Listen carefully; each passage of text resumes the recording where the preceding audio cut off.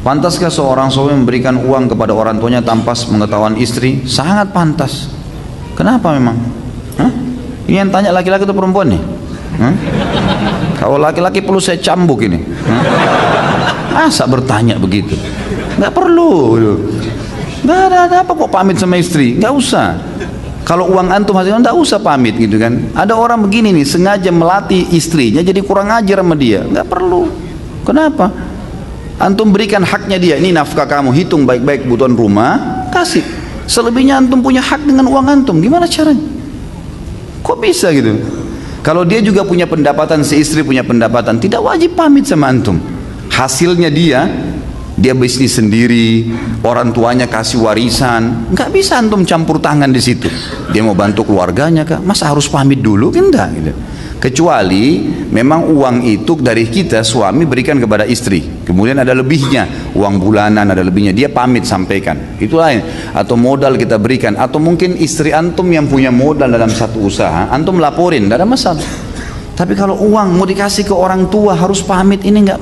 Orang tua itu kan wajib dibakti oleh suami, jelas nggak hukumnya? Jadi ini bukan masalah kok keras sekali sama istri, bukan masalah keras. Kita letakkan batu pada tempatnya, maka akan rapi bangunan tuh, gitu kan? Harusnya begitu. Tetap istri disayangi, dicintai, dilembuti, semua haknya didapatkan sama dia. Tapi jangan kita melampaui batas, gitu. Ada orang subhanallah beli pulsa minta sama istri, semua gaji dikasih istrinya, dia sendiri seperti orang merengek sama istrinya. Ini mana ar-rijalu qawwamuna 'alan nisa ini? Hah? Ini harus diperbaiki, nggak boleh. Ya, jelas ya. Pokoknya kalau dekat sama saya harus jadi jantan benar tuh. Nggak bisa setengah-setengah. Bolehkah amil zakat mengambil dana zakat untuk membiayai dirinya sendiri hingga tingkat doktor atau S3? Kenapa ini? Ini aneh-aneh juga nih. Kenapa harus mengambil gitu? Nggak boleh akhi. Amil zakat dia kembali ke masalah dia ini instansi atau individu. Kita rincikan dulu. Kalau dia instansi, maka amil zakat secara global semua masuk di situ. Pengelola yayasannya, pegawai-pegawainya masuk dalam total amil zakat. Boleh dibagi, boleh diberikan gaji, boleh dibiayai, misalnya dipakai untuk biaya listriknya, biaya airnya, itu semua dibolehkan, tapi dari 1/8 harta.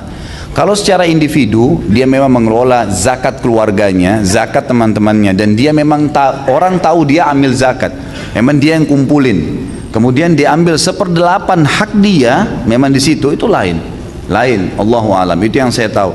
Tapi kalau dari zakat yang dikumpulin itu tidak boleh, zakat yang dikumpulin tidak boleh dia gunakan, ya, apalagi untuk tingkat sekolah seperti ini nggak masuk.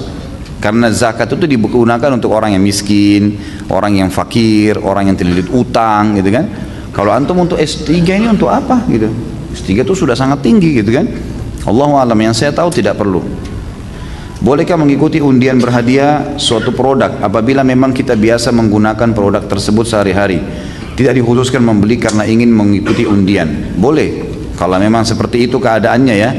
Antum belanja di sebuah toko itu memiliki promo, kalau beli 100.000 dapat sabun, atau beli ini dapat ini, gitu kan. Sementara memang antum butuh produk itu, memang dasarnya beli untuk beli produk itu, bukan kejar hadiahnya, itu boleh. Tapi kalau ngejar hadiah undian sehingga akhirnya produk itu numpuk, tidak diperlukan, atau mungkin sudah mau expire pun dipaksakan, ini tidak boleh, ini haram hukumnya. Apa yang harus kita lakukan atas harta yang kita miliki tapi tidak jelas halal atau haramnya? Hadiah, menang undian, ya. Tentu lebih baik disedekahkan, Allahu alam, terutama untuk fasilitas umum. Ya, ini yang saya ketahui pendapat ulama yang kurang lebih mayoritasnya di situ ya. Si fulan menjadi penanggung jawab penerima sedekah atau infak untuk Palestina. Awalnya dia berniat menyumbang 1 juta. Sudah terkumpul total 100 juta. Total sudah terhitung olehnya tapi belum disampaikan ke jamaah totalnya dan belum dikirim. Sesaat akan diumumkan dan dikirim. Si fulan tadi mendapati keperluan mendadak dan mengambil atau mengurangi infaknya 500.000. Dia ambil lalu diumumkan bahwa terkumpul 99.500.000 dan jumlah itu dikirim ke Palestina. Bagaimana hukum terhadap si fulan? Haram, nggak boleh. Kembalikan tuh 500.000. Nggak ada hak antum di situ. Ini bukan zakat, ini bantuan untuk Palestina, saudaraku. Gimana caranya antum mau kasih orang susah di sana, antum masih ambil 500.000? Kerja ya akhi, jual nasi uduk, angkat batu, apa saja. Kenapa harus ambil dari sumbangan itu? Terlebih lagi antum tadlis nih. Tadlis itu membalik fakta, gitu kan? Sudah jelas 100.000 yang masuk, antum tidak iklanin 100.000, 99.500.000. Jadi memang itu kelihatan diambil. Nggak boleh. Ini namanya tadlis, ya, penipuan. Nggak boleh. Kalau antum iklanin ini 100.000, 100 juta terkumpul, saya akan kirim 99.500.000 untuk saya gunakan transportasi saya. Itu lain. Orang yang nyumbang tahu, dengar, lain. Tidak ada tadlis, tidak ada penipuan. Mereka ridho, silahkan, nggak masalah. Tapi kalau enggak, saudaraku, jangan, bahaya sekali ini. Jangan antum masuk ke pintu itu, ya. Karena ini sumbangan untuk saudara kita yang lagi susah, yang lagi menderita, terus antum sempat mengambil di situ, tuh nggak bisa. Ini terbuka pintu, semua sumbangan akan habis tuh, nggak bakal sampai ke orang gitu. Dan ini ada tadlis, teman, ya, harus ditinggalkan, tidak boleh, dibayar kembali, serahkan ke Palestina. Saat ini saya bekerja di tempat yang menjual alkohol. Pertanyaannya, apakah ibadah saya, sholat saya, puasa, sedekah saya tidak diterima di sisi Allah SWT? Kalau sholat antum dirincikan ibadahnya. Kalau sholat sama puasa diterima sama Allah asal antum memenuhi syarat dan rukunnya, kan gitu. Sholat menghadap kiblat, tutup aurat antum, ya, kemudian masuk waktu dan segalanya, itu diterima saja. Kalau puasa juga begitu, selama kita memenuhi rukun dan syaratnya diterima. Tapi sedekah nggak diterima. Sedekah dari uang haram nggak diterima, gitu kan? Di sini kalau antum bekerja di tempat yang menjual alkohol, berarti ada sumber haramnya, ada sumber haram. Maka sebaiknya antum jangan di situ, jangan ada di situ, teman-teman sekalian. Saya berharap begini, mudah-mudahan di majelis ilmu yang antum hadiri seperti ini, teman-teman, yang paling pertama, tolong jangan menganggap saya sedang menghardik atau menyalahkan. Kalau ada secara individu, kebetulan yang saya bahas kena di antum, saya tidak kenal semua antum di sini yang hadir, gitu kan? Berarti memang itu peringatan Allah mungkin melalui lisan saya untuk antum sadar sebelum jauh. Kalau lebih jauh lagi malah antum lebih berat hukuman Allah nanti, gitu kan? Lebih baik berhenti, kan gitu. Berhenti sekarang, dan insya Allah kalau kita berhenti dari sesuatu yang haram, teman-teman, nanti antum akan lihat seperti ada sebuah lapangan luas nanti terbuka di depan kita, peluang-peluang yang sangat banyak. Orang, kata ulama, yang menjerumuskan dirinya pada yang haram, dia akan terkurung di situ, dan dia akan sulit untuk keluar karena syaitan ingin mengelilit dia seakan-akan tidak lagi peluang lain, tidak lagi kesempatan lain, dan seterusnya. Ini berbahaya. Maka mestinya, teman-teman sekalian, kita tinggalkan pekerjaan-pekerjaan haram ini, ya. Apapun yang haram, ada syubhat, antum tinggalkan. Jangan sampai masalah ini, jangan sampai masalah, gitu kan? Jadi semestinya lebih hati-hati. Allahu alam. Kalau masalah sedekah, Allah, kalau dari hasil gaji itu tidak diterima. Kalaupun tadi sholat itu baju yang dipakai, sejadah yang dipakai, AC rumah dipakai, bayar dari hasil pekerjaan tadi, maka ini ulama mengatakan masuk dalam bab syubhat. Apabila memang dia masih punya pendapatan lain, misal selain di tempat penjualan itu ada alkohol, ada yang lain-lainnya. Misal di sebuah supermarket ada jual alkohol, tapi mayoritas produk yang dijual bukan itu, semuanya halal, sabun apa segala, dan ada supermarket besar tapi ada alkoholnya. Maka kalau dominan produk-produk halal, gajinya akan jadi halal. Tetapi dianjurkan kalau dia mau lebih jeli, dia menilai kadar, kurang lebih, ya, dari dia kerja 30 hari itu gaji dia berapa, kemudian sekitar berapa persen secara persentase produk yang ada di supermarket itu, misalnya 5%-nya produk haram, 5% dari total produk, 5% haram karena ada minuman keras, 95% semuanya halal. Maka antum keluarin 5% dari gaji antum, sedekahin, jadi halal tuh, nggak ada masalah. Tapi tadi yang saya jelaskan hukumnya itu kalau semuanya alkohol nih, ya, orang kerja di bar jual alkohol semuanya, gitu kan, itu memang haram, tidak bisa mutlak kayak awal. Tapi kalau di sini didominasi oleh produk halal, dikeluarkan persentase dari perkiraan dari produk haram itu dikeluarkan dari gaji, insya Allah jadi halal semuanya. Dan kalau betul seperti yang saya bilang tadi yang kedua, maka termasuk sedekah antum setelah antum bersihkan uang yang persentase haram itu, maka insya Allah akan jadi halal. Bagaimana bertobat dari dosa mengambil dari yang bukan haknya? Tentu saja kembalikan hak itu, tobat kepada Allah, kembalikan hak. Saya sudah jelaskan tadi, apapun produk orang lain, materi, semua dikembalikan. Bahkan kalau ada nama baiknya orang yang kita pernah rusak, perbaiki nama baik itu. Jika kita masih banyak dosa besar, terus kita berjihad lalu meninggal, apakah terhitung mati syahid? Mati syahid tentunya, ya. Kalau orang masih ada dosa besar, pernah berzina, pernah riba, kalau berhubungan dengan dosa kepada Allah Azza wa Jal, dia berjihad, semua diampuni dosanya. Tapi kalau berhubungan dengan hak manusia, tidak. Jadi misalnya kita masih punya utang, maka nggak diampuni sama Allah utang itu sampai dibayar. Kalau bergantung haknya manusia, gitu kan. Pernah menggibah, itu kan syaratnya harus minta maaf. Gitu. Maka dosa-dosa yang lain insya Allah dibersihkan oleh Allah SWT dan diterima mati syahidnya. Tapi khusus orang yang berkhianat harta rampasan perang, ini tidak diterima syahadanya. Tadi sebagaimana dalil menjelaskan masalah itu. Bolehkah kita tamak terhadap harta halal? Boleh sekali, nggak ada masalah. Sudah kaya, punya miliaran, masih mau lebih kaya, buka usaha, nggak ada masalah. Tamak terhadap rahmat Allah itu perintah agama. Bolehkah saya sudah sehat minta tambah sehat? Bolehkah saya pintar minta tambah pintar? Boleh, nggak ada masalah, nggak ada masalah. Saya nggak bilang loh Pak ya. Katanya boleh minta tambah istri. Udah mulai panas rupanya itu. Bagaimana hukumnya jika kita memberi zakat atau sedekah ke panti asuhan yang pengelolanya adalah yayasan yang non muslim walaupun anaknya ada juga yang Islam? Jangan. Tidak usah kasih sedekah non muslim itu. Yayasan begini jangan. Banyak yayasan Islam, masya Allah antri. Gitu kan. Kenapa nggak kasih non muslim? Kalau kita memberi sedekah secara individual kepada non muslim, ada tetangga non muslim miskin, kita kasih bantuan boleh, nggak ada masalah. Boleh kita berikan sedekah kepada mereka. Nabi SAW pernah memberikan kambing kepada orang musyrik yang tinggal di belakang Gunung Uhud, akhirnya masuk Islam kan gitu. Jadi boleh memberikan sedekah kepada non muslim. Tapi kalau lembaga pengelolaan itu nggak boleh. Walaupun ada anak yatimnya orang muslim, kenapa kita nggak kasih langsung saja? Banyak kan orang-orang muslim, apalagi di Indonesia alhamdulillah mayoritas muslim. Bagaimana jika tidak ikhlas dalam berzakat? Apakah tetap harus zakat atau tidak? Kenapa tidak ikhlas nih? Siapa yang kasih antum nafas? Siapa yang kasih antum mata? Yang kasih antum telinga? Yang kasih antum ilmu, otak bisa belajar? Terus kemudian Allah minta 2,5%, itu pun 1 tahun plus kalau mencapai 85 gram emas. Terus tidak ikhlas? La ilaha illallah. Harus ikhlas saudara. Tetap keluar zakat, yang gitu.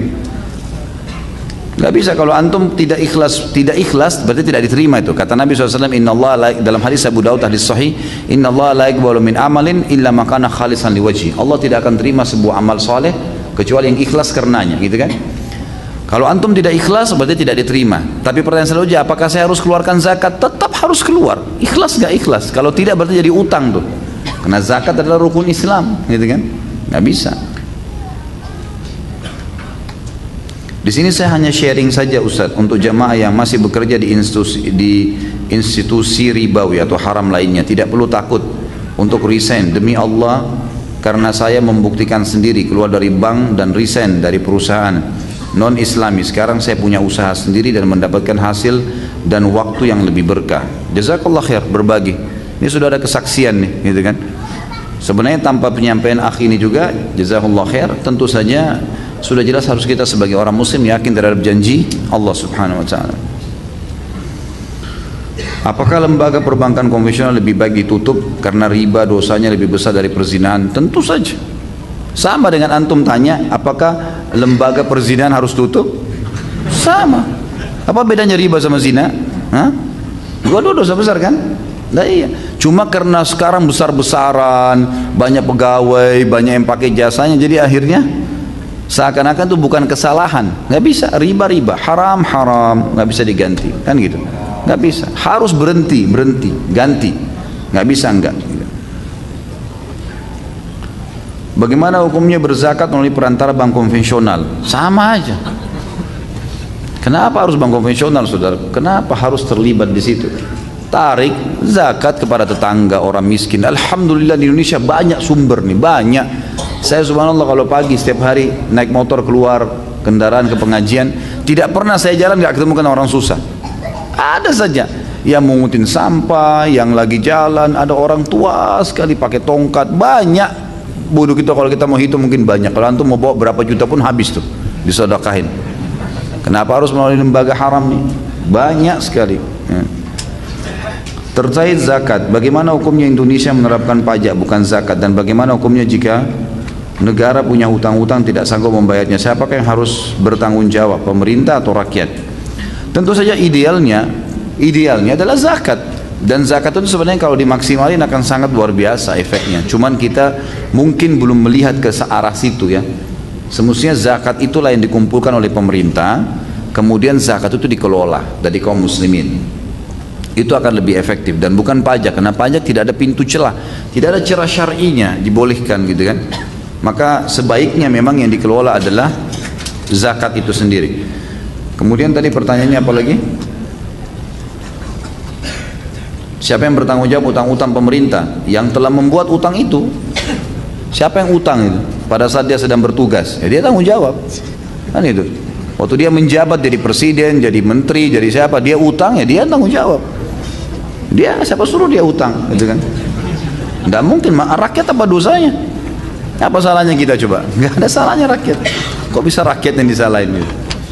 Ya salah sendiri dia membuka pintu itu dia harus selesaikan. Dia harus bisa, enggak dia minta maaf ke masyarakat. Saya sudah membuka begini, akhirnya orang semua harus bayar, ya itu konsekuensinya. Bagaimana cara bertobat dari mencuri harta zakat? Dengan mengembalikan, taubat kepada Allah SWT dan mengembalikan harta itu. Bagaimana hukumnya memutar harta zakat menjadi investasi di suatu instansi, lalu setelah itu zakat tersebut baru dibayarkan? Bagaimana hukumnya harta yang dihasilkan dari perputaran zakat? Apakah boleh dimanfaatkan? Yang saya tahu Allah alam, yang lepas dari syubhat yang boleh diputar adalah harta dari 1/8 dari zakat milik amil zakat. Karena tuh tadi kalau punya lembaga zakat kan ditarik tuh ya, 1/8 buat amil zakat. Misal terkumpul banyak 10 miliar misalnya, dibagi 8, 1/8-nya masuk kepada lembaga amil zakat. Itu antum mau investasikan, itu nggak ada masalah. Tapi kalau umumnya dana zakat diinvestasikan dulu baru dibagi, ini bagaimana kalau bangkrut? Siapa yang mau tanggung jawab? Kan gitu, nggak mungkin. Allah alam, yang saya tahu tidak boleh. Yang boleh adalah memang haknya amil zakat, haknya amil zakat. Apakah benar Rasulullah SAW pernah mengerjakan sholat sunnah ba'dal asr?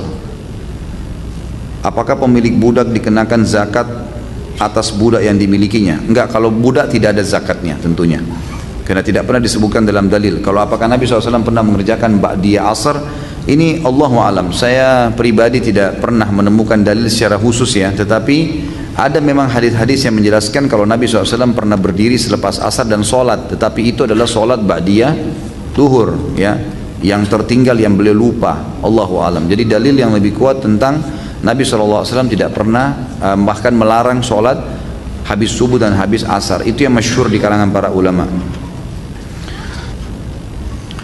Bagaimana cara bertobat dari dosa riya? Apakah pahala ibadah kita yang hilang karena riya bisa kita dapatkan kembali setelah bertobat dan menyesali perbuatan riya tersebut? Allahu a'lam. Kalau kita sudah riya dari awal, setahu saya itu perbuatan dosa besar. Apakah itu bisa kembali pahalanya? Allahu a'lam. Tapi ada ayat Al-Quran yang menyebutkan kalau seseorang itu bertaubat nasuha, maka Allah berfirman, a'udzubillahi minasyaitonir rajim, ulaika alladziina yubaddilullahu sayyi'atihim hasanat. Ada orang-orang memang yang Allah ganti dosa-dosa mereka menjadi pahala. Allahu a'lam ini dosa yang mana, gitu kan? Tapi ini memang ada ayat Al-Quran yang menjelaskan itu. Cuman kalau riya atau kita khususkan ibadah tertentu, sholat yang pernah saya riya atau sedekah ini bisa nggak diganti jadi pahala kembali? Allahu a'lam. Umumnya sudah hancur kan gitu, sudah habis. Maka kita tidak tahu ya, apakah memang nanti Allah Subhanahu wa taala akan menerima dari dia kembali, digantikan, itu saya tidak tahu. Bagaimana pendapat tentang orang yang misal bersedekah menjual motornya untuk berharap Allah bisa menggantinya dengan sesuatu yang lebih seperti mobil atau bahkan rumah? Apakah itu berdosa? Apakah ini termasuk orang-orang yang dimaksudkan Allah dalam surah Hud ayat 15-16? Barang siapa yang menghendaki kehidupan dunia dan perhiasannya, niscaya kami berikan kepada mereka balasan pekerjaan mereka di dunia dan sempurna, dan mereka di dunia tidak akan dirugikan. Itulah orang-orang yang tidak mendapatkan akhirat kecuali neraka. Saya tidak tahu ini kenapa dia menjual motornya untuk disedekahkan. Terus kira-kira dia punya transportasi enggak? Untuk apa dia sedekahkan motor itu gitu? Kita harus lihat dulu ya, sesuai dengan kondisi dan keadaan. Kalau tidak ada sebab, tidak ada sesuatu, dia hanya mau bersedekah secara umum, sementara kendaraan itu dibutuhkan buat dia untuk keluarganya, maka ini anjuran ulama untuk tidak bersedekah dengan motor itu. Nah, tidak ada sesuatu yang mendesak, tapi lagi dikumandangkan jihad, butuh sumbangan gitu. Ada banjir, ada sesuatu memang yang tidak bisa kalau kita nggak sedekah, karena terbuka peluang besar. Nah itu jual. Itu yang dilakukan oleh para sahabat. Jadi pada saat dipanggil oleh Nabi SAW jihad, mereka akhirnya menarik semuanya apa yang mereka milikin, gitu kan.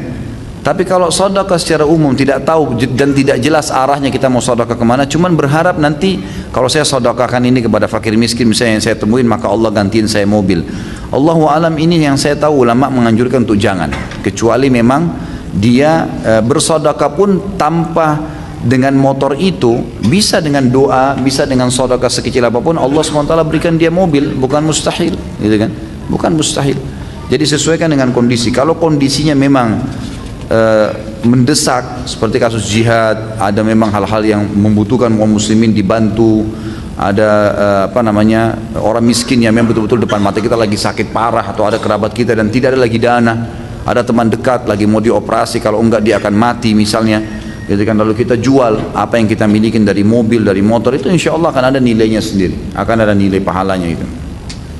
Itu kalau tidak salah ada kejadian di Saudi beberapa waktu lalu, saya baru ingat. Jadi ada seseorang, saya dikirimkan beritanya oleh teman saya dari Jeddah, semoga Allah jaga beliau, sahabat dekat saya, dan dia menceritakan ada satu kota, saya juga lupa kota apa itu di Saudi, tapi kisah nyata terjadi baru ini saja.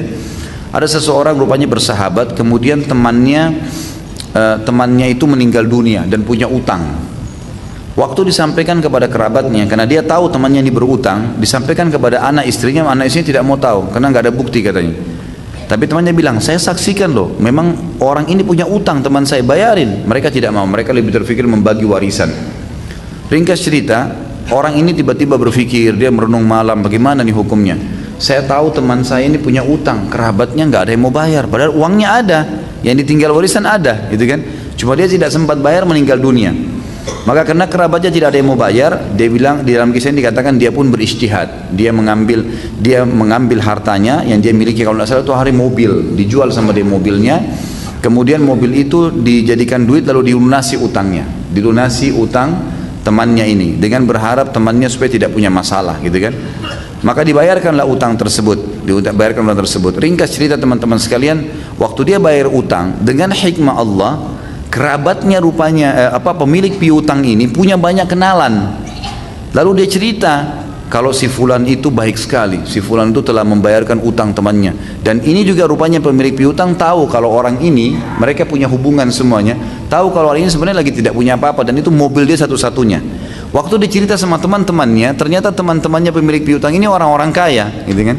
Lalu mereka pun menghadiahkan mobil baru kepada orang itu, ya. Dan pada saat itu dia pun orang ini didatangi, ada yang satu menghadiahkan mobil, yang satu menghadiahkan sebuah kios, yang satu mengirimkan produk-produk untuk isi kiosnya. Dalam kisah itu pokoknya tiba-tiba menjadi kaya raya dia. Nah ini kondisional memang ya, kondisinya karena temannya memang betul-betul terdesak. Nah, makanya saya bilang tadi, kalau ada sasaran berbeda. Kalau nggak ada sasaran ini mungkin lebih baik jangan, terlebih lagi kalau antum memang membutuhkannya.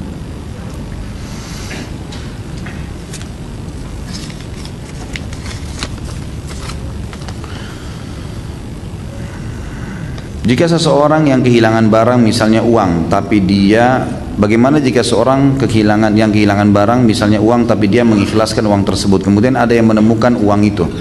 Jika orang yang menemukan uang tersebut menggunakannya, apakah Allah SWT tetap mengadab orang tersebut? Iya. Innamal a'malu binniyat. Saya kasih contoh gini. Para ulama fikih memberikan gambaran, kalau ada orang laki-laki fasik, buruk misalnya, maksiat kepada Allah, dia lihat satu perempuan lewat nih, dia niat menzinai perempuan itu, memperkosa perempuan itu, lalu disergaplah perempuan tersebut lalu diperkosa sama dia. Ternyata setelah dia perkosa terlihat itu wajah istrinya, misal yang dia perkosa tadi ternyata istrinya sendiri, dosakah dia? Siapa yang punya jawaban? Dosa zina, padahal itu istrinya sendiri, karena tadi niatnya zina. Bayangin, paham hukumnya? Begitu memahaminya. Jadi dia niatnya bagaimana nih? Padahal itu istri sendiri loh, tapi sudah niat zina dari awal, maka tetap dosa zina. Allahu alam, seperti itulah. Jadi sama orang ini ya, kalau saya kehilangan uang, saya ikhlasin, orang yang mencuri uang itu tetap dapat dosa, walaupun saya ikhlaskan. Saya dapat pahala ikhlasnya, tapi dia tetap dapat hukuman karena curiannya. Pada pertemuan sebelumnya tentang menuduh wanita baik-baik berzina, bagaimana nasib Abdullah bin Abi Salul, si munafik, ketika Rasulullah SAW tahu bahwa dia yang menuduh Aisyah? Apakah dihukum rajam? Tidak tentunya, tapi dicambuk 80 jerah. Semua yang membuat fitnah, kedustaan, hukumnya dalam Islam dicambuk 80 jerah. Jadi Abdullah bin Abi Salul pun dicambuk 80 jerah. Semuanya yang pernah yang terlibat pada saat itu, banyak yang terlibat ya. Mungkin ada waktu itu dicambuk puluhan orang yang kena dalam fitnah itu. Tapi saya tidak hafal semua namanya, tapi Abdullah bin Salul salah satunya dicambuk pada saat itu. Bagaimana ini, karena satu kertas ya, jadi saya bacakan walaupun ada di luar tema. Bagaimana di zaman Rasulullah SAW ketika selesai azan maghrib dan isya, adakah waktu jeda untuk sholat sunnah sebelum iqamah atau langsung iqamah setelah azan? Setahu saya ada sholat sunnahnya, setahu saya. Bahkan sabda Nabi SAW jelaskan gitu, antara azan dan iqamah maghrib, kata Nabi SAW, maka seseorang sholatlah ya. Siapa yang mau 3 kali Nabi SAW ulang-ulangi.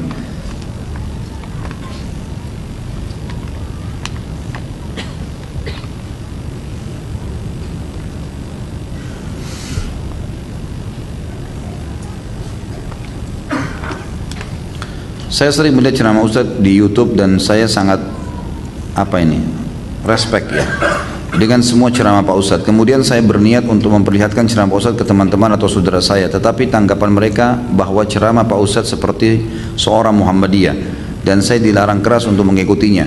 Tapi saya mengelak dengan tuduhan tersebut dan saya ingin tahu siapa yang dimaksud dengan Muhammadiyah dan kenapa saya tidak boleh mengikuti. Apakah Muhammad itu menyimpang Pak Ustadz? Kenapa bisa ada perbedaan seperti itu ya? Muhammadiyah nama lembaga sama dengan Nahdlatul Ulama gitu kan. Indonesia ada Al-Irsyad, ada banyak lembaga-lembaga gitu kan. Ini lembaga teman-teman sekalian, ini sebuah kendaraan, bukan target. Kalau kita sudah menjadikan lembaga-lembaga ini sebagai agama, maka akan jadi seperti itu. Kesannya ada aliran-aliran, dan ini tidak benar. Tidak ada aliran dalam Islam. Agama kita cuma satu, Tuhan kita satu, Nabi kita satu, kitab kita satu, kiblat kita satu, semuanya jelas sasarannya, gitu kan. Wahyu juga jelas, mana yang ayat, mana yang hadis Nabi SAW, dan hadis-hadis pun yang palsu sudah dijelaskan oleh para ulama. Tidak ada sesuatu yang membingungkan sebenarnya. Kalau masalah kasus ada yang mengatakan pengajian ini mirip Muhammadiyah atau pengajian seperti apalah dituduh, sebenarnya teman-teman Anda diberikan akal ya. Antum sekarang hadir sini punya akal fikiran, punya hati nurani. Dari awal ceramah kita sampai akhir, ada sesuatu yang buruk antum dapatkan? Hah? Ada sesuatu yang buruk? Cuma satu orang yang jawab nih. Atau ada ilmu, ada tambahan iman ya. Kan kita bisa memilih itu. Kalau antum mau ikutin perkataan orang teman-teman sekalian, tidak ada ilmu yang antum bisa terima, kan gitu. Dan di majelis ilmu yang sebenarnya, kalau antum mau tahu majelis ilmu yang sebenarnya, dan ini subhanallah turun-temurun dari para sahabat, tabi'in, tabi'in sampai sekarang ulama-ulama kita di Masjid Nabawi dan Masjid Haram Mekah. Kita kalau duduk dari awal teman-teman, dari awal bicara sampai akhir ilmu semua. Manfaat, kita pulang padat otak kita ini dengan ilmu, dan kita pun jadi berubah lebih baik. Itu majelis ilmu. Kalau antum datang majelis ilmu ngomongnya ngelantur, cuman tahu ketawa-ketawa, cuman tahu dongeng-dongeng, cuman tahu pendapat saya, enggak usah hadiri. Memang begitu. Itu bukan majelis ilmu namanya. Antum kan punya hati nurani. Kalau orang bicara apapun, antum sendiri yang tentukan. Oh ya, ini saya tahu ini benar. Udah, orang mau bicara apa jangan usah dengar. Karena semua syaitan itu teman-teman, kata Allah, inna syaitana yanzigu bainahum. Syaitan itu nazak itu kalau ada celah di batu atau celah di buah sedikit retak, sedikit bisa masuk di situ ulat, itu namanya nazak, dia bisa masuk ke situ. Syaitan itu masuk di segala lini, gitu kan. Kalau antum sudah multazim nih, sudah mulai masuk pengajian, sudah mulai pelihara jenggot, sudah mulai ikuti pengajian, sudah mulai lisannya sudah ngomongin, oh Allah berfirman, loh itu ustadz ini bicara masalah ini. Syaitan nggak bisa goda antum berzina, susah.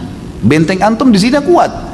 Benteng antum di riba jadi sudah mulai kuat, sudah mulai ada tameng. Di mana? Di fitnah, di ghibah. Antum lemah di situ. Makanya dimasukin di majelis ilmu tuh fitnah dan ghibah luar biasa itu.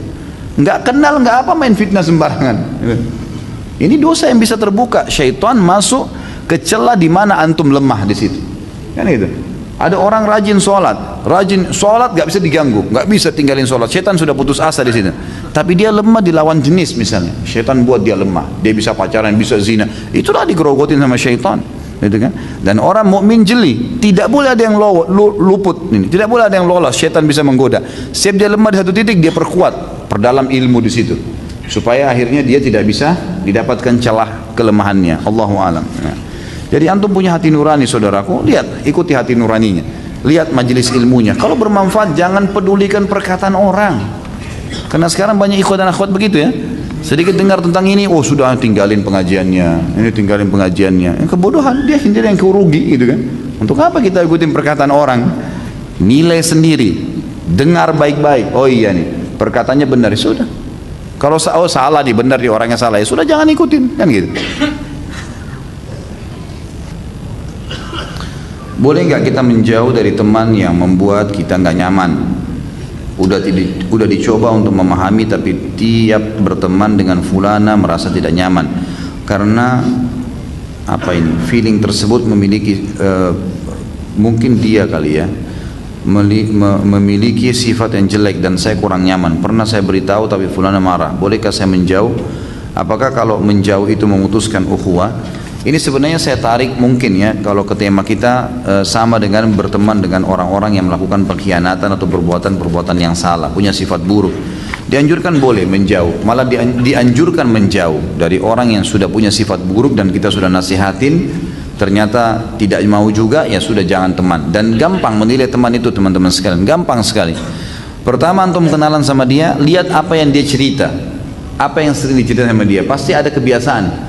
Kalau baru berteman sudah menceritain tentang aib suaminya, aib istrinya, aib teman-temannya, maka jangan dijadikan teman dari awal. Karena dia baru kenalan saya sama kita, pembukaannya itu, gitu kan? Berarti satu waktu dia akan menggibah kita juga, kan gitu. Begitu berteman, ngomongannya masalah diskotik, masalah zina, masalah minuman keras, masalah ini. Nah ini berarti sudah tahu dari awal, jangan jadikan teman. Boleh dijauhi, malah dianjurkan jauhi, gitu kan? Tapi dari awal ketemu, kemudian ngomongannya semua yang baik-baik, santun-santun, tanya pernah pengajian di mana, gitu kan? Sudah tahu belum hadis ini, sudah tahu belum ada ayat ini, ada cerita saya terima orang saleh itu seperti ini. Nah, itu sahabat, jadikan teman.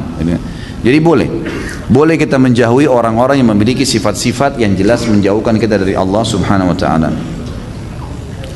Apakah sedekah? Saya dan teman-teman mendirikan yayasan yang bergerak di bidang sosial. Pertanyaan, apakah sedekah yang terkumpul boleh digunakan untuk dana operasional yayasan? Kalau sedekah umum boleh, kegiatannya pun sosial, boleh, nggak ada masalah. Termasuk transportasi, termasuk biaya-biaya apa saja yang berhubungan dengan kegiatan-kegiatannya, nggak ada masalah. Kalau sedekah secara umum ya. Kalau zakat nggak boleh ya, karena zakat itu memang harus kepada hak-haknya, pemilik haknya gitu.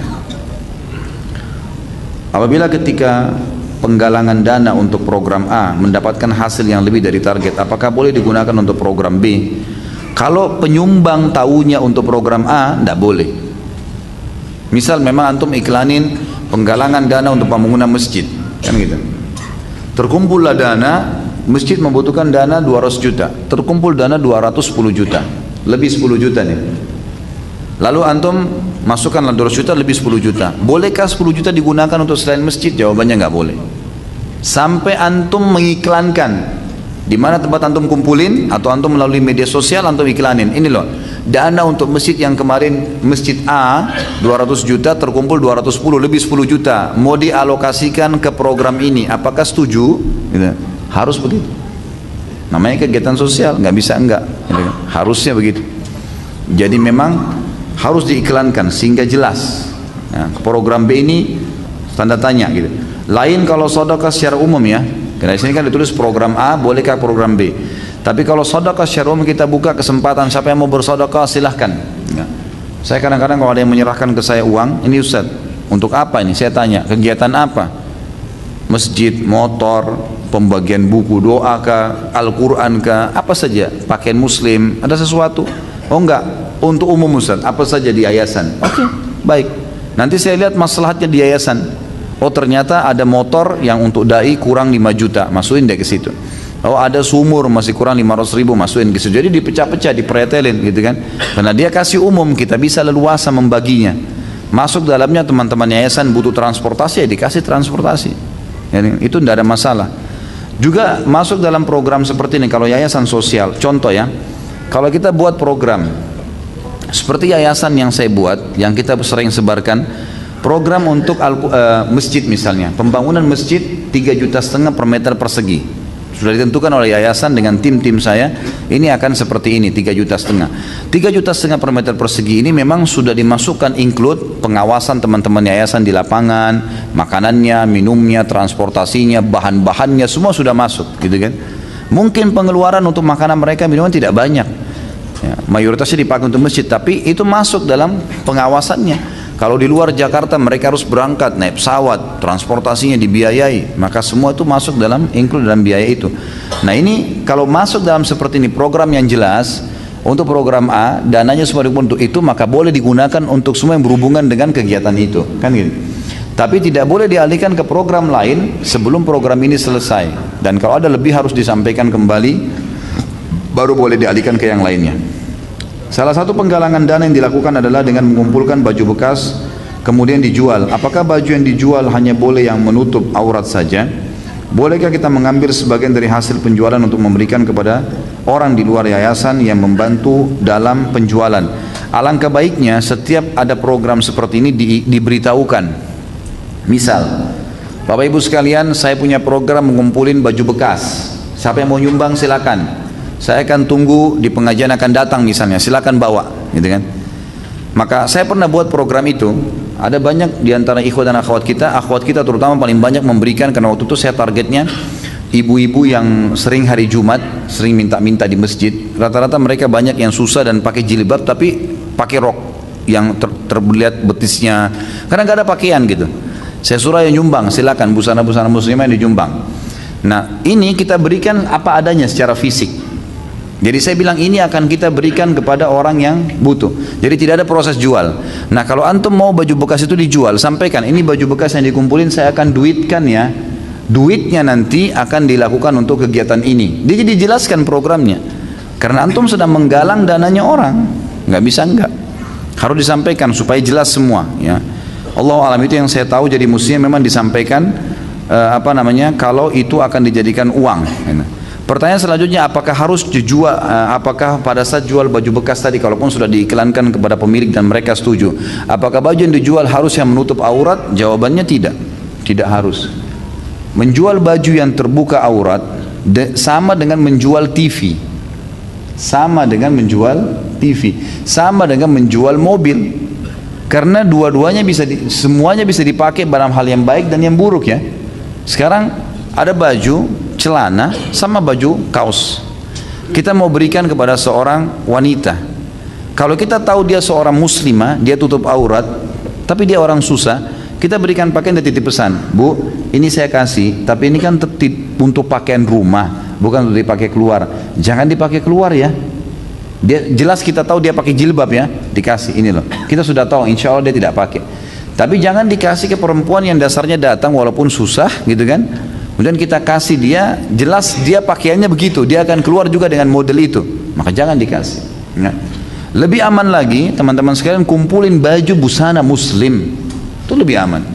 Yang saya lakukan di yayasan, tolong Bapak Ibu sekalian yang punya baju bekas tapi busana muslim, kasih ke saya, kita akan alokasikan gitu kan.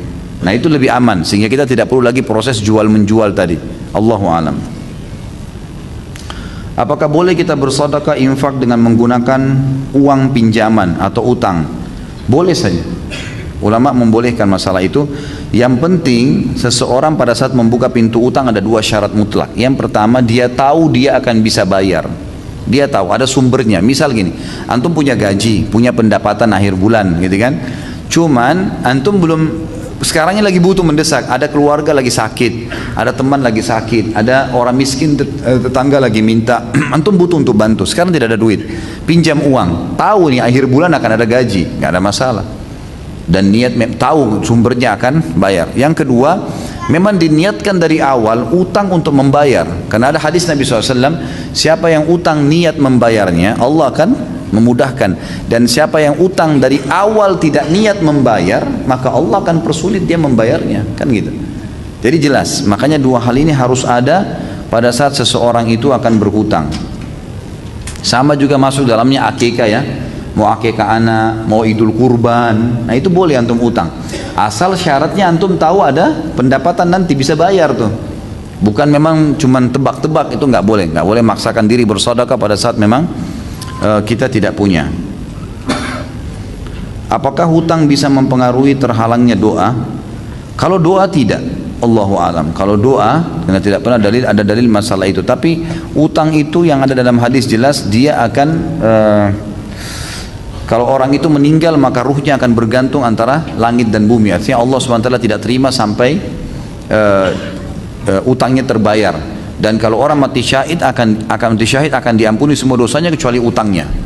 Jadi memang dia ada pengaruh-pengaruh terhadap hukum-hukum syar'i. Allahu a'lam. Saya ambil beberapa pertanyaan di sini yang keluar daripada tema. Mudah-mudahan keburu waktunya untuk baca. Bagaimana hukumnya ana tanpa sadar menggertak istri ana dengan kata cerai, lalu istri ana menjawab iya. Apakah itu sudah jatuh cerai padahal ana tidak bermaksud demikian?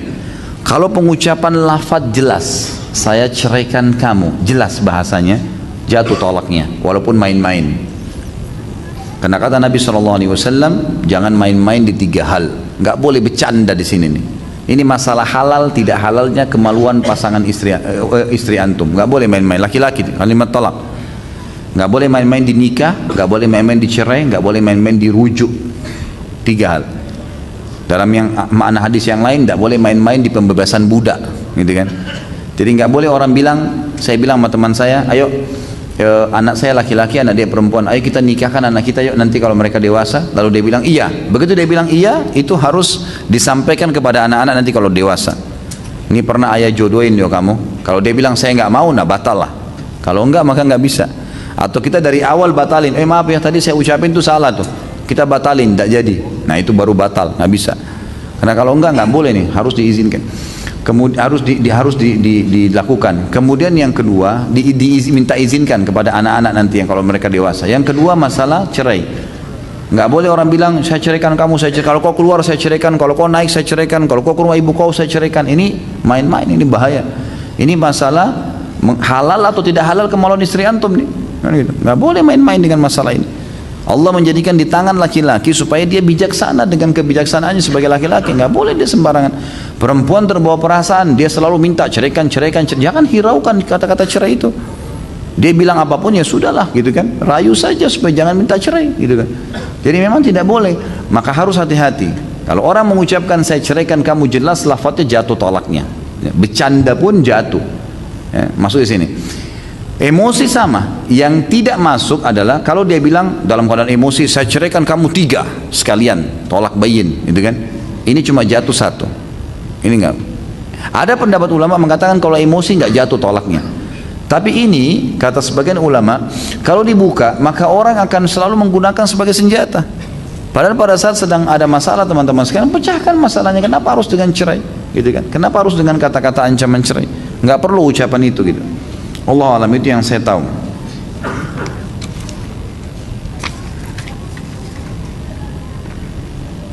Masalah kasus istri antum mengatakan iya, itu nggak ada urusannya. Dia mengiyakan atau tidak itu nggak ada hubungannya. Karena kalimat cerai mutlak di tangan laki-laki. Bagaimana hukumnya apabila sebelum berhubungan suami istri kita nonton film Blue dulu?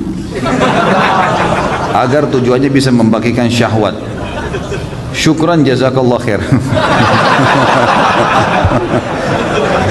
Kok pakai jazakallah khair nih pertanyaannya?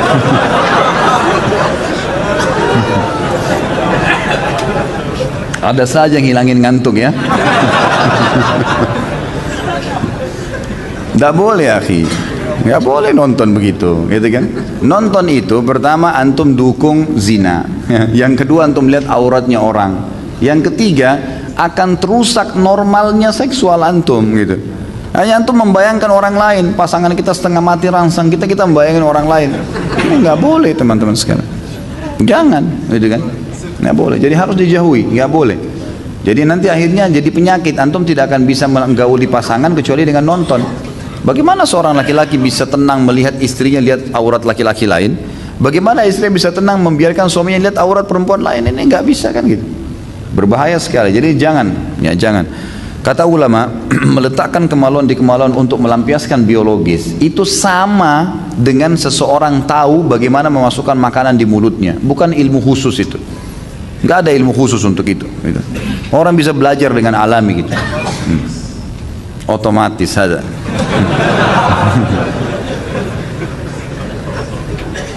Bagaimana kiat-kiat agar bisa sholat tahajud dan ibadah-ibadah malam lainnya? Tentu saja pertama baca fadilahnya, janji-janji Allah di situ, kemudian coba paksakan diri untuk melakukannya. Tentu dimulai dengan tidur lebih cepat, ya, jauhi semua indikasi yang bisa membuat kita tidak bangun karena begadang, makan terlalu banyak, ya, pada saat mau tidur malam itu semua akan mengganggu. Maka kita punya persiapan-persiapan, baca fadilah, kemudian paksakan diri untuk itu dan punya persiapan-persiapan untuk melakukannya. Apakah doa iftitah sholat malam dan tahajud beda dengan sholat wajib? Sebenarnya sama saja. Doa iftitah ada banyak, ya. Ada kalau tidak salah sekitar 13 macam doa iftitah. Boleh dipilih yang mana saja, nggak ada masalah. Sholat wajib atau sholat sunnah. Tapi Nabi SAW seringkali kalau malam membaca di doa iftitah, Allah Rabbu Jibril wa Mikail wa Israfil fatiras samawati wal ard anta tahkumu baina ibaduka fi makhtalafu fi ihdili makhtalafu fi binal haqqi bi'idnik innaka tahdi man tasha' ila siratal mustaqim. Itu yang sering beliau baca. Jadi kan yang saya tahu dalam lafaz sholat malamnya dalam iftitah, tapi seringkali beliau juga meragamkan dengan doa-doa iftitah yang lain. Jadi teman-teman saya sarankan untuk tidak satu doa tapi hafal beberapa doa, karena menghafal beberapa jenis doa itu akan membuat kita tidak jenuh, ya, bisa variasikan macam-macam doa-doa. Makanya semua doa sholat itu pasti banyak, iftitah ada banyak, doa ruku ada banyak, ya. Iftitah ada sekitar 13-an kalau nggak salah, kemudian doa ruku ada sekitar 6 atau 7 macam, doa iktidal itu ada 4 atau 5 macam, doa sujud juga begitu ada 7, di antara doa sujud ada 4 atau 5 macam, doa sebelum salam ada 23 macam doa, banyak. Dan itu semestinya kita harus ragamkan gitu. Ana mempunyai seorang bibi, kakak kandung dari ibu Ana. Bibi Ana ini ayahnya dan pamannya sudah meninggal, dan bibi Ana belum menikah sehingga tidak punya suami dan anak laki-laki. Beliau juga tidak punya saudara laki-laki. Secara syariat, kepada siapakah kewajiban menafkahi bibi Ana ini dibebankan? Apakah kepada seluruh keponakan laki-laki termasuk Ana, atau jika salah satu keponakan laki-laki sudah menafkahi sudah cukup? Dan bibi Ana ini saat ini kondisinya bekerja sebagai karyawati. Sebenarnya kalau tidak ada orang tuanya, kalau sudah tidak ada, saudaranya nggak ada, anaknya nggak ada, maka yang memiliki kewajiban adalah orang-orang yang terdekat dari kerabat ayahnya. Dari kerabat ayahnya, ya, kerabat ayah itu kayak paman dan anak pamannya, jadi sepupunya misalnya. Ini ponakan dari mana? Kalau ponakan dari jalur ayah, dia lebih pantas memberikan nafkah dibandingkan, ya, ponakan dari ibu, kan gitu. Ini hampir sama dengan wali pernikahan, ya. Wali pernikahan itu yang kena hukum adalah semua yang berhubungan dengan ayah, saudara kandungnya ayah, gitu kan. Kemudian keponakan anak dari saudara-saudaranya ayah, termasuk sepupu di sini dari jalur ayah, itu semua didahulukan. Bahkan sepupu itu didahulukan dari jalur ayah dalam pernikahan, didahulukan dari paman dari ibu, gitu. Jadi jalur ayah yang kuat, maka dilihat jalur ayah itu yang mereka yang punya kewajiban-kewajiban untuk menafkahi. Tapi tentu saya sarankan teman-teman sekalian, kalau ponakan seperti ini lebih baik antum melakukan, antum yang memberikan sedekah itu, terlibat dari situ, ya. Karena itu adalah pahala yang besar. Apalagi kalau saudari ibu antum, namanya khala dalam agama. Kata Nabi SAW, al-khala bimanzilatil tante dari ibu itu adalah posisinya seperti ibu. Apakah yang dimaksud dengan rukun qauli dalam sholat? Lalu rukun qauli ini berlaku untuk sholat berjamaah, sholat sendiri, atau ketika menjadi imam sholat? Terima kasih Ustaz, saya tidak tahu ini. Allahu a'lam, mungkin keterbatasan ilmu saya, rukun qauli saya tidak tahu, ya. Ana saat ini bekerja sebagai karyawan. Alhamdulillah pekerjaan halal, insyaallah. Yang menjadi ganjalan halal insyaallah. Yang menjadi ganjalan adalah lingkungan kantor, di mana orang-orangnya jika sedang ngobrol bercampur antara yang boleh dan tidak boleh. Kemudian terjadi ikhtilat dan banyak wanita yang tidak memakai hijab. Di sisi lain ada pekerjaan menjadi guru bimbingan belajar Islam ataupun sekolah sunnah yang menawarkan lingkungan islami namun gajinya lebih kecil. Apa yang harus saya lakukan dengan keadaan ini dalam timbangan syariat? Tentu saja yang nomor satu didahulukan adalah sumber pendapatannya dulu. Gaji antum halal atau tidak? Pekerjaan perusahaan itu halal atau tidak? Kalau masalah kasus ikhtilat itu antum masih bisa menghindar, tidak usah ngobrol-ngobrol di situ, gitu kan? Kan selesai. Kalau orang lagi ngobrol-ngobrol hal-hal, jangan ngobrol-ngobrol. Atau antum bisa hidupkan suasana pengajian di kantor, ya, sehingga mereka hadir, gitu kan? Ada beberapa kantor saya bina di Jakarta ini yang alhamdulillah akhirnya dari awal tidak ada hijab malah sampai ada hijab, kemudian dari awal tidak faham jadi faham, walaupun hanya sekarang sebulan sekali, tapi alhamdulillah bisa berjalan gitu. Dengan bergeraknya satu dua orang ikhwah saja di situ, akhirnya teman-teman jadi faham, jadi ada jarak, jadi maksudnya mereka jadi bisa memahami mana syariat, mana yang dibolehkan, mana yang tidak dibolehkan gitu. Kalau sumbernya halal maka nggak ada masalah, pertahankan saja. Ya, kalau memang antum lihat sumber kebutuhan antum lebih besar di situ. Tapi kalau seandainya memang ternyata itu mengganggu secara kejiwaan, nggak bisa terlepas. Seperti misalnya ada banyak wanita di situ yang fasikah, yang tidak paham agama, datang main teplok saja, main ngobrol, main duduk, main ini, main sekarang, malah kita sering diolok-olok gitu kan, sering sengaja digangguin supaya terjadi pelanggaran-pelanggaran agama, maka antum pindah, jangan. Ya. Kalau terjadi fitnah, jangan di situ, gitu kan. Tapi yang paling pertama lihat sumbernya dulu, lihat sumbernya. Kalau sumbernya haram mutlak, antum harus pindah. Kalau sumber pendapatannya yang jadi gaji nanti halal, tinggal masalah lingkungan, antum berusaha menghindar saja semaksimal mungkin. Kalau lingkungan juga mengganggu, baru antum pindah ke lingkungan yang tadi yang lebih baik. Celana pantalon atau celana bahan yang biasa digunakan ke kantor itu dilarang. Apakah itu dilarang walaupun sudah dipotong di atas mata kaki? Karena Anda pernah membaca artikel yang mengatakan celana jenis bahan tersebut mengikuti tradisi orang kafir. Allahu alam, yang saya tahu tidak ada masalah. Nggak ada masalah. Intinya tidak ngepres, bukan bahan yang membentuk badan. Kalau kain itu tidak ada masalah sama sekali. Masyayikh, banyak ulama-ulama kita kalau berangkat keluar dari Saudi, mereka menggunakan celana gitu kan. Dan itu tidak ada masalah, karena yang dimaksud dengan libasut taqwa dalam ayat, pakaian bertakwa adalah pakaian yang tidak membentuk aurat gitu kan. Jadi tidak ada masalah, setahu saya tidak ada masalah. Kalau bukan bahan kain begitu, lalu antum mau pakai apa? Bahan jeans juga nanti dipermasalahkan gitu kan. Maka secara otomatis Allah alam, yang saya tahu tidak ada masalah. Belum pernah saya temukan pendapat ulama yang melarang kain seperti itu, ya, jenis kain itu, kecuali sutra yang dilarang. Saya pernah mendengar ceramah Ustaz tentang mendapat keturunan, salah satunya dengan terapi ruqyah secara syar'i. Apakah terapi ruqyah secara syar'i tersebut dengan orang yang ahli bisa menghilangkan lalu bagaimana dengan keutamaan masuk surga tanpa hisab? Tentu saja ya, ruqyah itu belajar dari ahlinya, dari orang-orang yang tahu, yang faham agama, yang tahu bagaimana Nabi SAW mengajarkannya, maka dipelajari. Dan itu banyak sekali memang kasus. Kalau antum sudah berobat secara medis tidak jelas, maka ruqyah.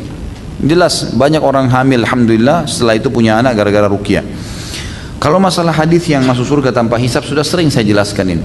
Ini tentu ada ulama yang saya Allah alam pribadi cenderung dengan pendapat itu, yang mengatakan yang dimaksud, yang difahami hadis ini 70.000 orang yang masuk surga tanpa hisab dari umatku adalah orang yang tidak bertato, tidak bertatayur. Tatayur itu menggantungkan nasib pada benda. Kayak pernah saya jelaskan, tangan kanan gatal mau dapat duit, tangan kiri mau keluar duit atau apalah ya.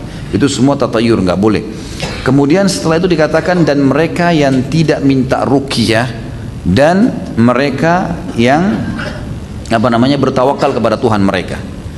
Di sini ada ulama hadis yang memberikan gambaran dari pendapat yang saya pegang ini. Mereka mengatakan, coba direnungi baik-baik.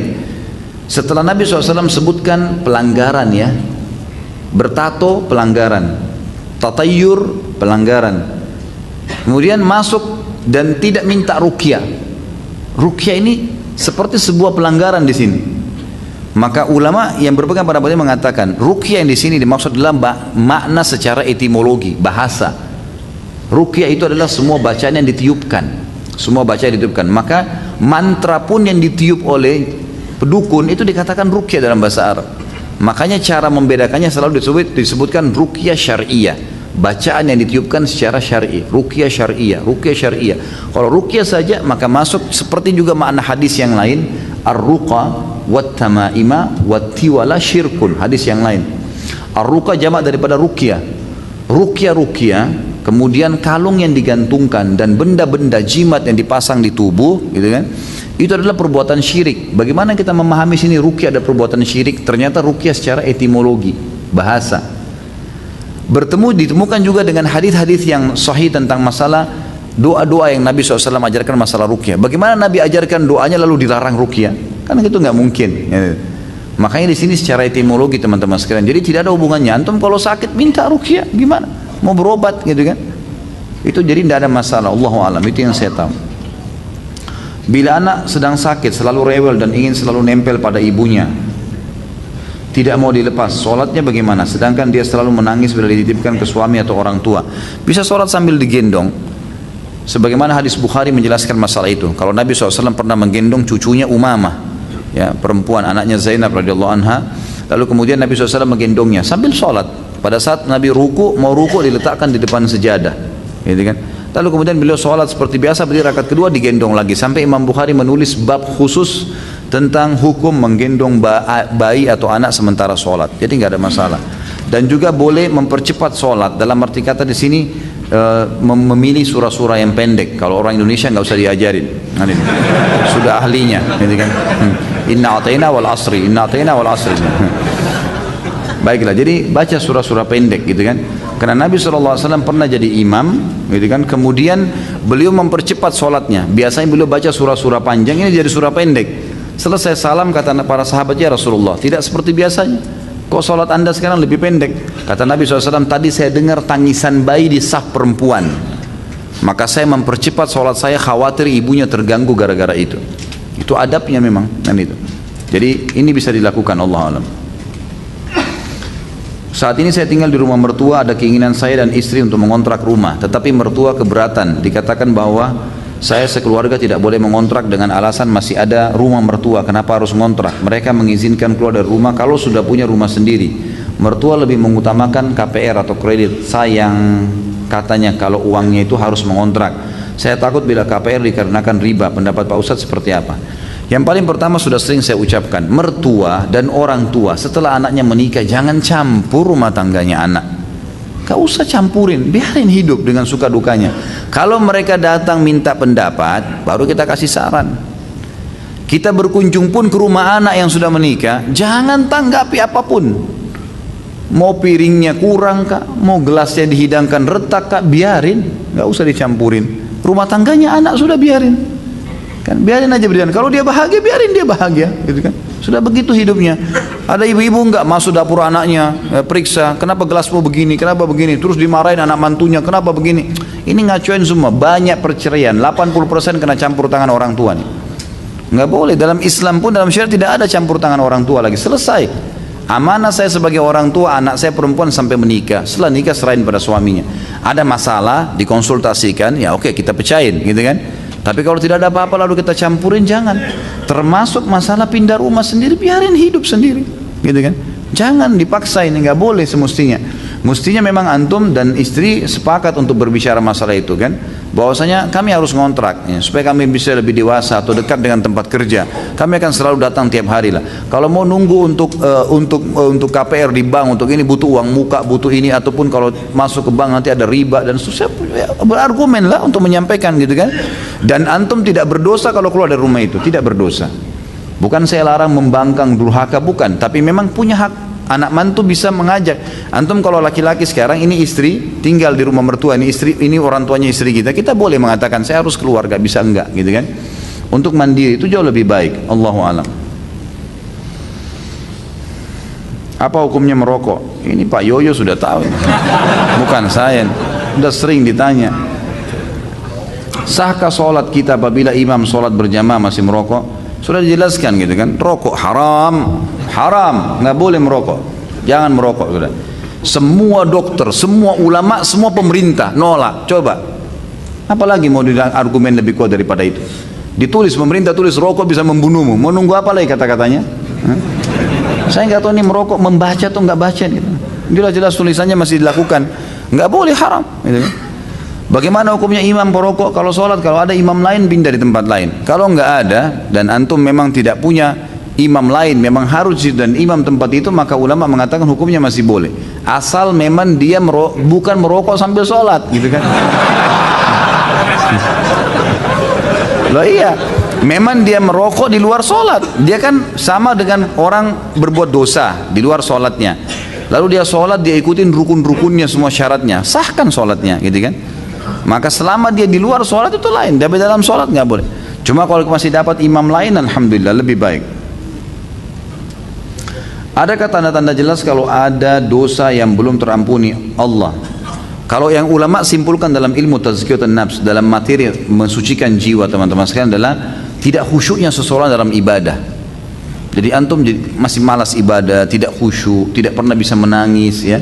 Itu semua adalah hal-hal yang masih berarti menandakan masih ada dosa yang mengganjal. Antum perbanyak istighfar, ya.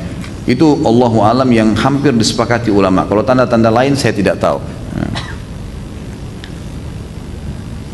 Ini sudah sering ditanya, apakah kedua orang tua meninggal, Rasulullah SAW meninggal dalam keadaan kafir? Kan sudah kita jelaskan, hadis riwayat Imam Muslim, hadis sahih. Ini bukan perkataan saya. Nabi SAW pernah datang ke sebuah wilayah namanya Rabwah, di sekitar dekat Mekah, 80 kilo kurang lebih dari Mekah. Lalu Nabi SAW terisak-isak menangis, seperti orang yang sedih sekali. Lalu Umar mengatakan, ya Rasulullah, saya tidak pernah melihat anda menangis seperti ini sebelumnya, gitu kan? Kuburan siapa ini? Kata Nabi SAW, ini kuburan ibuku ya hai Umar. Aku memohon kepada Allah agar menziarahi ibuku, aku diizinkan, dan aku memohon kepada Allah untuk beristighfar untuknya, aku tidak diizinkan. Tidak boleh beristighfar untuk orang yang kafir, gitu kan? Berarti menandakan ibu Nabi SAW yang meninggal seperti itu. Kemudian ayahnya, riwayat Imam Muslim juga, ada seorang sahabat pernah bertanya, ayahnya meninggal dalam keadaan musyrik di Mekah. Ya Rasulullah, di mana ayah saya? Surga atau neraka? Kata Nabi SAW, di neraka. Hukum Allah jelas gitu. Lalu dia marah, dia keluar. Nabi SAW suruh panggil, ditepuk dadanya sambil Nabi mengatakan, ayahku dan ayahmu di neraka, dua-duanya. Ini jelas penyampaian Nabi SAW, bukan perkataan saya. Jadi jangan sampai gara-gara ini kemudian ada orang cuma egonya, lalu mengatakan, ah masa sih, ah nggak mungkin, dan seterusnya. Gimana nggak mungkin? Hukum Allah kok itu, penyampaian Nabi SAW sendiri. Kalau kita menghormati Nabi SAW, kita harus menerima statement beliau. Kalau mau sedih, Nabi SAW lebih sedih mestinya, gitu kan? Tapi kita lebih mencintai Nabi SAW dari segalanya. Ini statement beliau. Dan kita kalau orang tuanya dalam keadaan Islam, tentu kita lebih junjung tinggi, kan gitu. Dan ada nabi-nabi sebelum Nabi Muhammad SAW seperti Ibrahim, ayahnya Azar meninggal dalam keadaan kafir. Nabi Nuh istrinya sama Nabi Lut juga istrinya, gitu kan. Jelas meninggal dalam keadaan kafir. Jadi tidak bisa dijadikan sebagai sebuah tolak ukur ego kita saja. Saya tinggal di tengah-tengah masyarakat dari ahli bid'ah, yang saya takutkan kalau saya meninggal nanti saya dikubur dengan ritual bid'ah. Bagaimana Ustaz? Bid'ah ini harus difahami teman-teman sekalian. Ada bid'ah yang mukaffirah, ada bid'ah yang sampai pada kekufuran. Seperti misalnya bid'ah orang melakukan ritual-ritual seperti menganggap ada jimat bisa memberikan manfaat, pohon keramat, mengambil tanah kuburan, dan ini bid'ah yang bisa bawa pada kekufuran nih.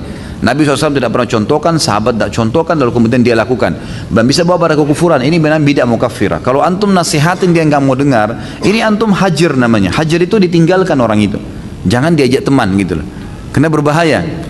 Kalau bid'ah yang bukan mukaffirah, bid'ah yang dikeluarkan oleh sebagian ulama statement bid'ah, tapi masih ada dalil di situ, kunut atau enggak kunut, kerasin basmalah atau enggak, gitu kan? Masih ada khilaf di situ. Masalah itu, gitu ya. Maka masalah ini teman-teman sekalian tidak bisa divonis langsung bid'ah secara spontan. Ya, menggerakkan jari di tasyahud. Syekh Albani mengatakan hadisnya lemah. Imam Syekh Bin Baz mengatakan hadisnya benar, hasan, bisa dipakai. Ada sebagian ikhwah yang berpegang pada pendapat Syekh Albani langsung memvonis orang kalau gerakin jari ini nggak bisa, ini salah, ini matanya nyorot dan seterusnya. Kenapa akhi? Masih khilaf, masih ada dalil, kan gitu. 4 imam dari Imam Malik, Imam Abu Hanifah, Imam Syafi'i, dan Imam Ahmad diakui secara internasional, dan seluruh ya ulama ahli sunnah ini 4 mazhab diakui. Kita harus tahu ini ya, karena banyak sekarang penuntut ilmu dia berpegang pada satu mazhab, kemudian dia menolak mazhab yang lain. Kalau antum berpegang silahkan, antum jalani satu mazhab, misalnya Syafi'iyah, Hanabilah, atau Malikiyah, atau Hanafiyah, silahkan. Tapi teman-teman sekalian jangan salahin mazhab lain, karena 4 ini diakuin, gitu kan? Kalau antum pergi ke negara-negara seperti Turki, mereka satu negeri itu semuanya Hanafiyah, semuanya. Antum akan heran kalau sholat Jumat dengan mereka. Kalau nggak salah dimulai 8 rakaat sholat sunnah sebelumnya. Khutbahnya itu ada khutbah dulu, kemudian azan, kemudian khutbah lagi. Tapi mazhab Hanafiyah, ada dalil mereka, gitu kan?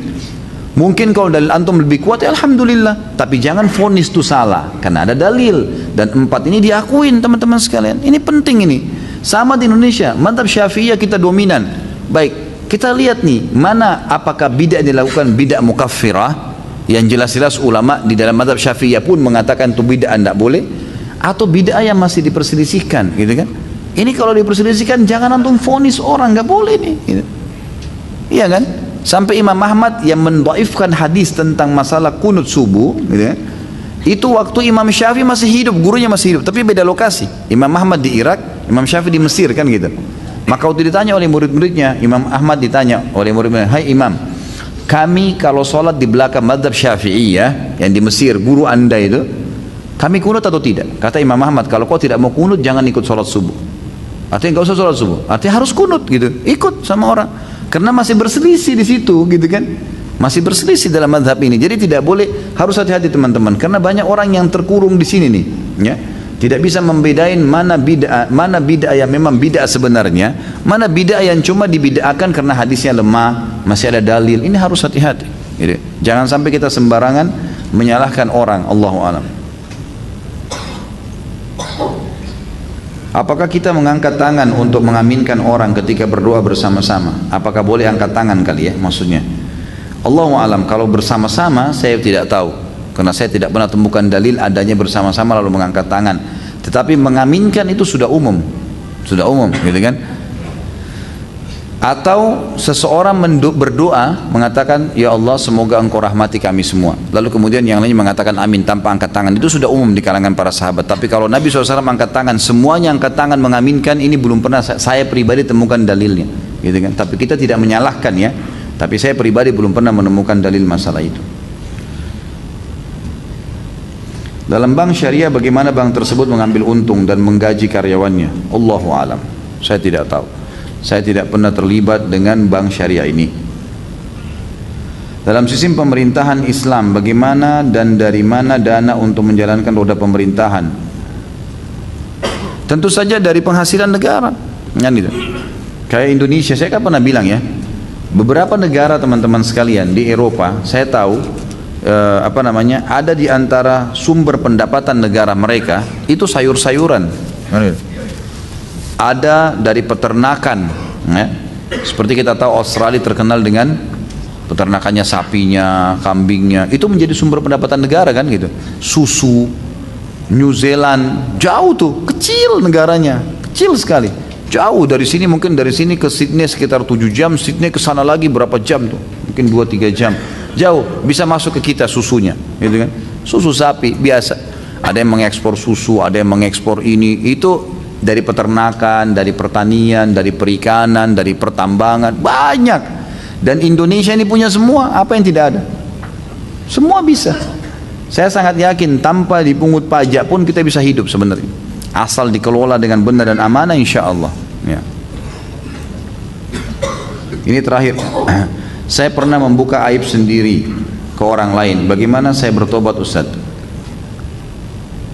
Tentu saja antum telepon ke dia. Kalau masih ingat orangnya masih bisa, dan mengatakan kepada dia, maaf saya pernah menceritakan sesuatu yang salah dari saya harap tolong ditutupin, gitu kan? Karena memang perintahnya untuk menutupin. Lalu antum bertobat kepada Allah SWT, bertobat janji tidak akan tinggalkan dosa itu, jangan ulangin lagi, nyesali dan juga berjanji sama Allah tidak akan mengulanginya. Kapan waktu yang afdal untuk sholat duha dan sholat tahajud? Sholat duha mulai terbit matahari, dalam hadis dikatakan sampai unta terasa teriknya panas. Ya mungkin kalau kita sekarang bahasanya itu sudah terasa terik matahari. Ya. Kita nggak bisa tentuin jam, tergantung musim hujan mungkin sama musim kemarau beda, gitu kan? Jadi ini tidak bisa ditentuin tanggal. Pokoknya antum sudah merasa terik matahari, panas terasa, maka itu berarti sudah bisa sholat duha. Kalau sholat tahajud terbuka dari mulai habis isya sampai pagi. Kan itu, sampai menjelang subuh. Tapi lebih afdal kalau dikerjakan di sepertiga malam. Jadi antum bagi aja dari maghrib sampai subuh itu berapa jam, misal 12 jam, kan itu. Dari maghrib sekitar jam 6 sampai jam 6 pagi lagi, kan gitu, sampai azan subuh misalnya. Maka dibagi 3, kurang lebih 4, kalau 12 bagi 3 4 jam, berarti 4 jam sebelum subuh itu sepertiga malam, itu paling afdal mengerjakan sholat tahajud. Allahu a'lam. Subhanakallahumma bihamdika asyhadu an la ilaha illallah astaghfirullah wa atubu ilaih. Wassalamualaikum warahmatullahi wabarakatuh.